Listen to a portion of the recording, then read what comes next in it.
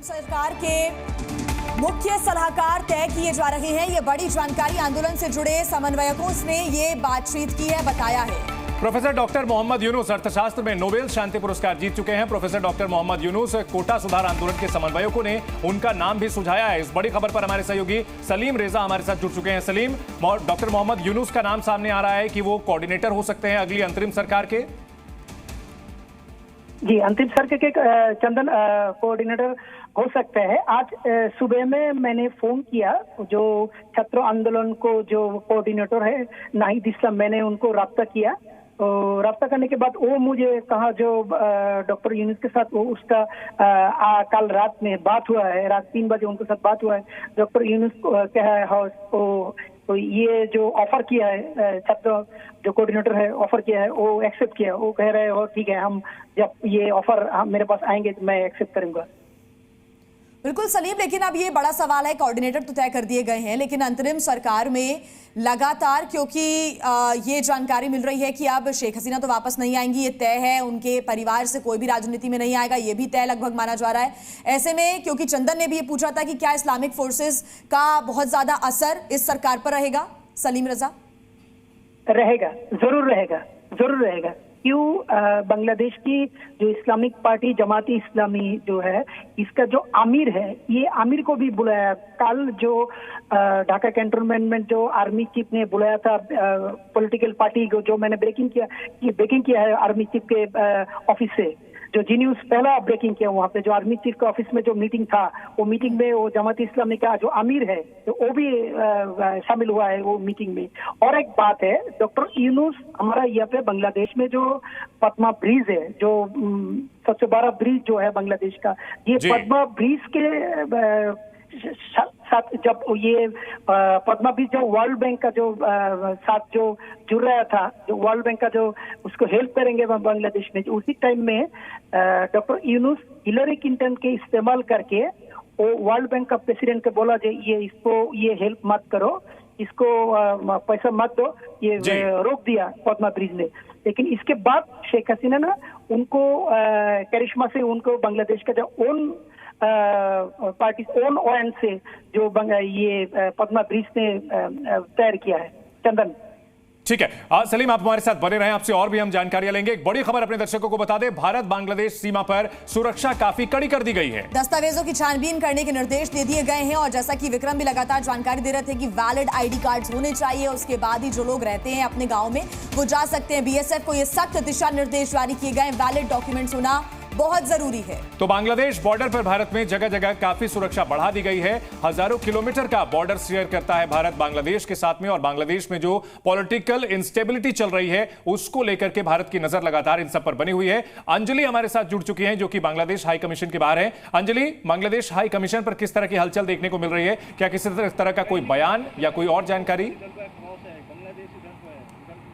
देखिए, अभी तक किसी तरह की कोई आधिकारिक प्रतिक्रिया तो नहीं आई है, लेकिन हाई कमीशन के बाहर की तस्वीरें भी आपको हम दिखा देते हैं। कल शाम ही जैसे ये खबर आई थी कि जो पूर्व प्रधानमंत्री हैं बांग्लादेश की शेख हसीना, वो भारत में एक हॉल्ट लेंगी, उसके बाद ही यहाँ पर सुरक्षा जो है बढ़ा दी गई थी। बैरिकेड्स यहाँ पर कर दिए गए थे और लगातार जो सुरक्षा कर्मी हैं वो भी यहाँ पर तैनात है। फिलहाल कल शाम से ही, जब से चौकसी यहाँ पर बढ़ाई गई है, उसके बाद से ही उच्चायोग के बाहर तो अभी शांति की स्थिति बनी हुई है, लेकिन इंतजार किया जा रहा था कि क्या अंदर तमाम अधिकारी और एम्बेसडर जो है वो मौजूद है, लेकिन अभी तक किसी तरह की कोई आधिकारिक प्रतिक्रिया यहाँ से निकलकर ठीक है, प्रतिक्रिया का इंतजार रहेगा, आप नजर बना के रखिएगा। अंजलि, हमारे साथ वरुण लगातार जुड़े हुए हैं इंडियन एयरबेस से।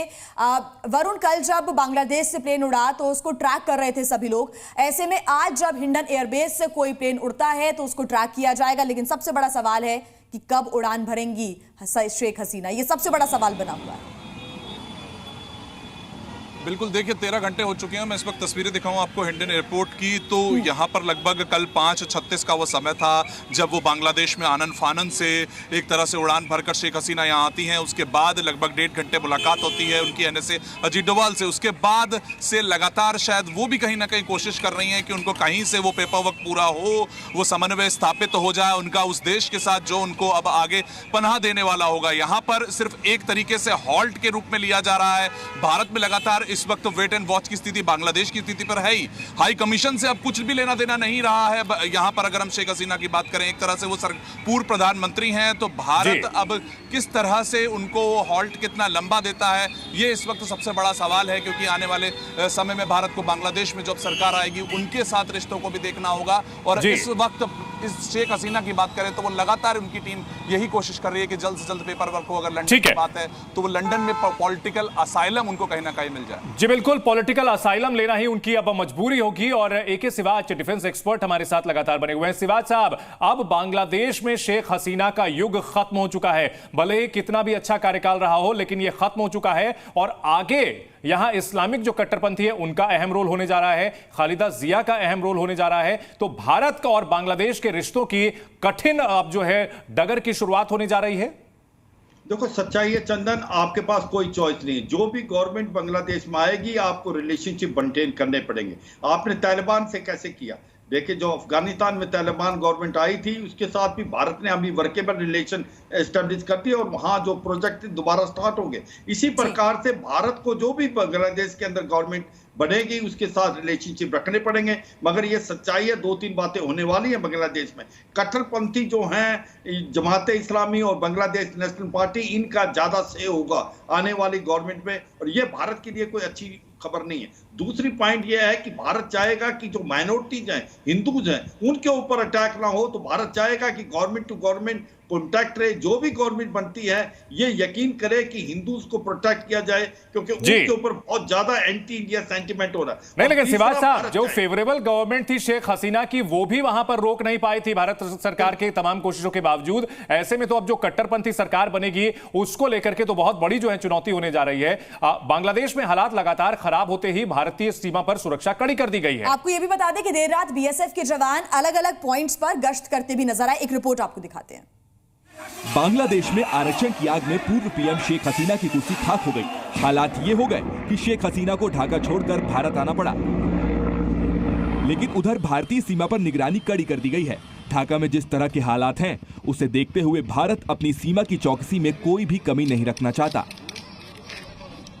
बांग्लादेश में बदले हुए हालातों को देखते हुए BSF ने भारत बांग्लादेश सीमा पर अलर्ट जारी कर दिया है और सीमा पर तैनात जवानों की संख्या भी बढ़ा दी गई है। किसी भी तरह की कोई भी अगर विपरीत परिस्थिति होती है तो उसको हम टैकल करने के लिए, उससे लड़ने के लिए, उस पर हावी होने के लिए हमेशा तैयार हैं। और सीमा सुरक्षा बल की तरफ से हम आश्वासन देना चाहेंगे कि देशवासी निफिक्र रहें, आराम से अपना काम करें। भारतीय रेलवे ने 19 जुलाई से 6 अगस्त तक बांग्लादेश के लिए कोलकाता ढाका कोलकाता मैत्री एक्सप्रेस ट्रेन सहित सभी ट्रेन सेवाएं रद्द कर दी हैं। तो जाहिर सी बात है कि बांग्लादेश में स्थिति काफी विकट बनी हुई है और आगे वहां क्या होगा यह अभी तस्वीर साफ नहीं है। इन सबके बीच हमारे कई सहयोगी हमारे साथ बांग्लादेश बॉर्डर से और बांग्लादेश के अंदर से भी बने हुए हैं, लगातार जानकारी दे रहे हैं। सलीम रेजा, जी मीडिया संवाददाता ढाका से हमारे साथ हैं। सलीम, क्या बांग्लादेश में, ठीक है, हमारे साथ सलीम का संपर्क टूट गया है, उनसे हम आगे और जानकारी लेने की कोशिश करेंगे।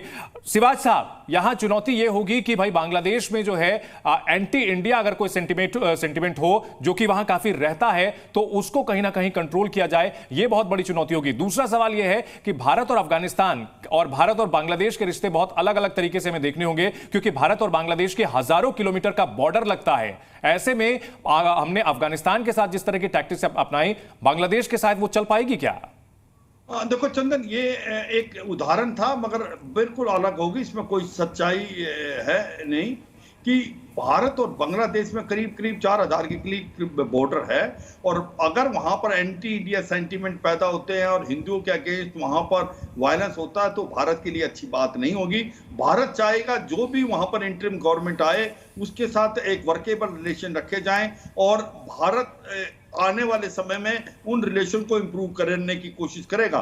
मगर यह सच्चाई है कि जो गोल्डन पीरियड था शेख हसीना का, जिससे भारत और बांग्लादेश के रिलेशन बहुत अच्छे हुए, कनेक्टिविटी बढ़ी, जो कि 65 रिश्तों पर क्या असर पड़ेगा आगे, क्योंकि ये बहुत ज्यादा पॉजिटिव नहीं दिख रहा है फिलहाल अभी। और सबसे बड़ा अपडेट यही कि शेख हसीना इस वक्त भारत में मौजूद हैं। हिंडन एयरबेस से हमें लगातार वरुण जानकारी दे रहे हैं, साथ ही अंजलि हमारे साथ जुड़ी हुई है और AK सिवाच सर भी हमारे साथ लगातार जुड़े हुए।